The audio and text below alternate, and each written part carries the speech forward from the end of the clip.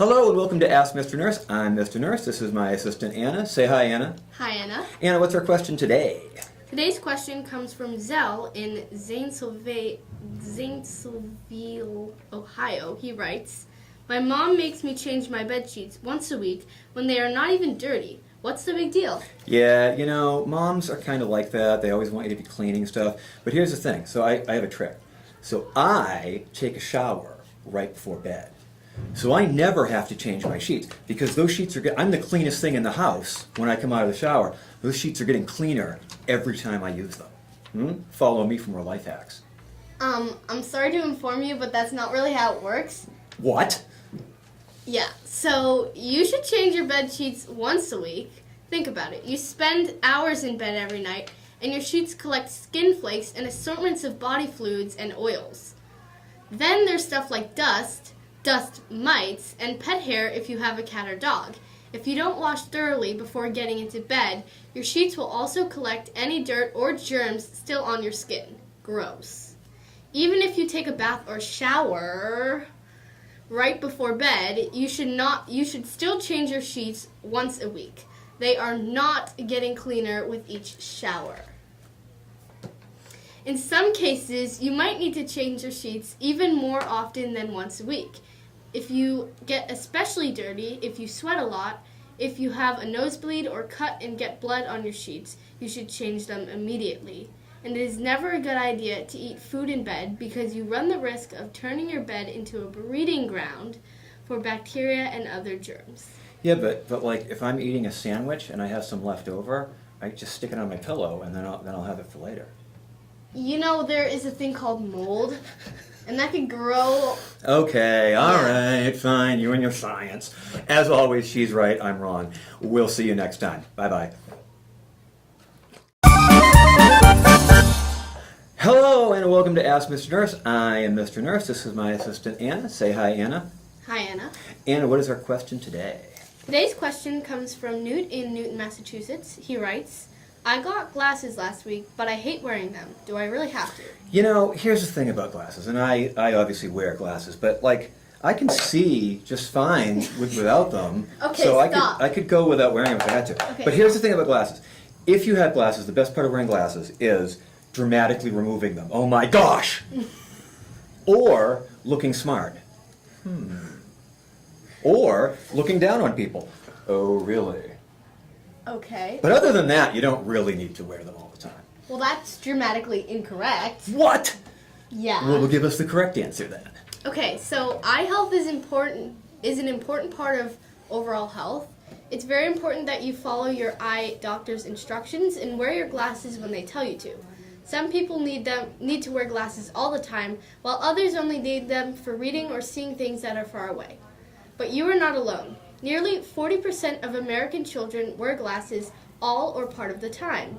That's almost half. For adults, the numbers are even higher. About 70% of American adults wear glasses. The three main reasons that kids need to wear glasses are to improve their vision so that they can function better in school and the world, 2, to help straighten their eyes when they are crossed or misaligned, 3, to help strengthen the eye vision of a weak eye, sometimes called lazy eye. And if you don't wear your prescription glasses as instructed, you may experience headaches, eye strain, or injury from any accident. You could also run the risk of making your vision worse, causing you to need stronger glasses or to wear them more often.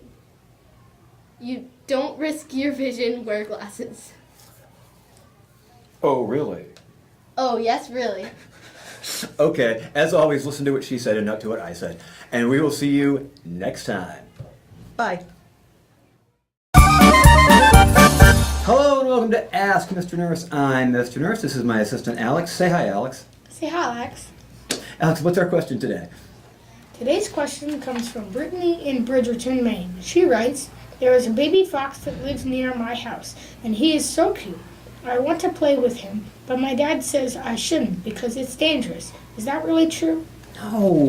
No, baby animals are adorable. Baby foxes, baby cats, baby moose, baby deer. You can go out and play with all the animals that are in your yard. They're all there. It's like, have you ever seen Bambi? they're just like Bambi. They totally are friendly, and they sing songs, and they do Disney things, and it's awesome. You should totally play with them. I don't think that's true. You don't think that's true? Many people live close to wildlife. Animals like raccoons, rabbits, chipmunks, and squirrels are familiar sights in many suburban neighborhoods. In some cases, larger animals like deer, moose, bears, and coyotes also live close by. While these and other animals can be beautiful and fun to watch, it is important to use caution and never get too close. Small critters like rabbits, chipmunks, and squirrels can be very cute and might even seem friendly, but these are wild animals. They are not used to being touched by humans, and they will defend themselves if they feel threatened. Even a rabbit can give you a nasty bite. Larger animals like deer or moose might seem harmless, but they must be treated with respect. When frightened, they might kick or charge, and they have hooves and antlers that can cause serious injuries. It is never a good idea to feed these animals because doing so can attract them to places where people live and increase the chances that someone could get hurt. Coyotes are a common sight in many suburban neighborhoods. In many cases, they have interbred with domestic dogs and may have no fear of humans. But even though they resemble dogs, coyotes are not pets and should not be approached. If you see a coyote in your neighborhood, you should go indoors immediately and call your local animal control. Be sure to keep household pets like cats and dogs indoors if coyotes are present. If you find a sick or injured animal, do not touch it. Instead, ask an adult to contact animal control so that wildlife professionals can come and help. So that all makes pretty good sense. And I thought of something while you were reading that. If you got bit by a rabbit, you could turn into a were-rabbit. No. No? You don't think that's a real thing? No. Okay. All right, that's it for today. We'll see you next time. Bye. Hello and welcome to Ask Mr. Nurse. I'm Mr. Nurse. This is my assistant Anna. Say hi, Anna. Hi, Anna. What's our question today? Today's question comes from Reed in Reno, Nevada. He writes, "The other day I was playing mad scientist and making potions from the chemicals under the sink. My mom got really mad at me and said to never do that. What's the big deal?" So here's the thing. So moms get really uptight about things.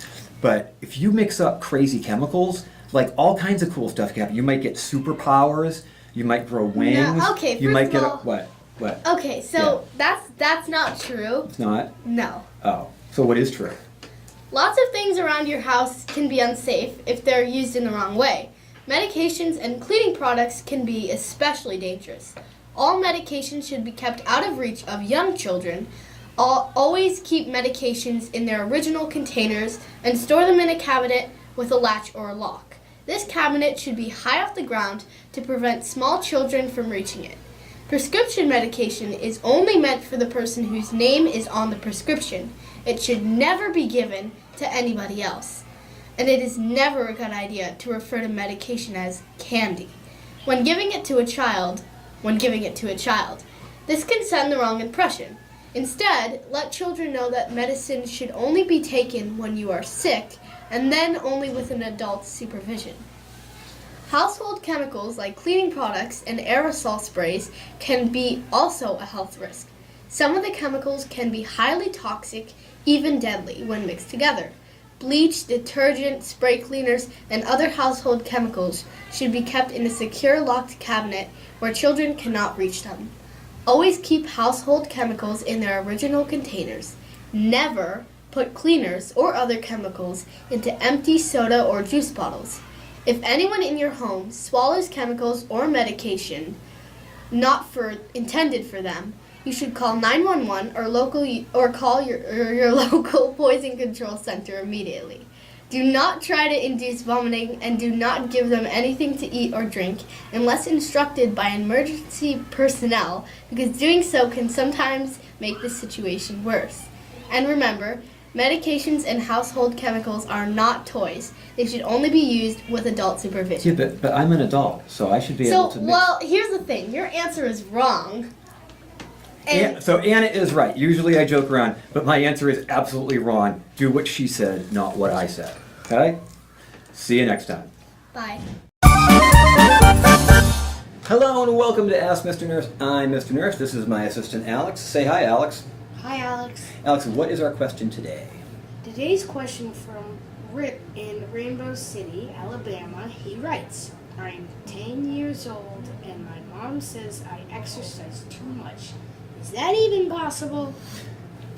Your mom is wrong, Rep. I'm sorry, but your mom is wrong. There's no way to exercise too much. The more you exercise, the more jacked and muscular you get. And if you exercise enough, you could turn into the Incredible Hulk.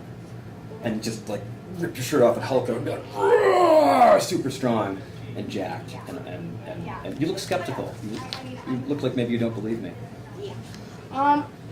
Getting too much exercise is not usually a problem. In fact, most American kids don't get enough exercise. It is possible to overdo it, though, especially for kids who play a few different sports. Children ages 6 and up should get at least an hour of physical activity every day. They do not need to do it all at once. Kids should be encouraged to move around at least a few minutes every hour, just like adults. Children need different types of exercise to stay healthy. Aerobic exercise is the kind that gets the heart pumping at least 3 days a week. Kids should be vigorous aerobic activities like running, swimming, skateboarding, or dancing. Muscle strength activities. Use kids' own body weight as resistance and include things like gymnastics, push-ups, tug-of-war, and climbing rocks and trees. Kids should try to do these kinds of activities 3 days a week. Weight-bearing exercises like running, skipping, and jumping at least 3 days a week will help them build strong bones. In general, kids should practice organized sports for no more than an hour per year of age every week. For example, a 9-year-old should have no more than 9 hours of practice games per week. It is usually not a good idea for young children to do work with resistance bands or heavy weights. Kids who go over these limits are more likely to get injured. The risk of injury is also higher if kids focus too much on just activity. The best way to stay healthy is to vary your activities and not do too much of any one thing. So, but like if you lift a lot of weights, you could eventually lift a car. No. No? No. How about like a horse? No. No. How about like a dog? Maybe. Okay. We'll go with that. That's it for this episode. We'll see you next week. Hello and welcome to Ask Mr. Nurse. This is the first episode of the 23-24 school year. I'm Mr. Nurse. This is my new sidekick, Mateo. Say hi, Mateo. Hi, Mateo. Mateo, what's our question today? Today's question comes from Timothy in Tuscaloosa, Alabama. He writes, I just turned 11 and I'm only 4 foot 6 inches tall and 61 pounds. Am I always going to be a shrimp? So, here's the bad news, Timothy. You might be a leprechaun. Now, here's the thing. Look around at your family. Are there lots of pots of gold around? Are you always going to the end of the rainbow? Are they little green men with orange and red beards? You could potentially be a leprechaun. And leprechauns only get to be about that tall, but they live forever. So, seems like a good trade-off. Well, I don't think so. You The don't think Centers that... for Disease Control and Prevention maintain growth charts that show the average heights and weights of American children based on age. The normal height range for an 11-year-old boy is between 4 foot 5 inches and 4 foot 9 inches. The normal weight is between 58 and 122 pounds. But even those ranges can be misleading. Some people are naturally shorter, some people are naturally taller. Look at your family. Are there a lot of especially tall or short people? What's normal for one family may not be normal for another. Statistics like height and weights can be useful to scientists studying large populations, but they are much less useful for individuals. Height and weight alone do not tell you much about a person's health. Things like regular exercises and eating healthy foods are much more important. So no, Timothy, you are not a shrimp. You're as normal as the rest of us. And how tall are you? Almost 5'2". Well, you are a tall guy, and you're definitely not a leprechaun. All right, thank you, and we will see you next time.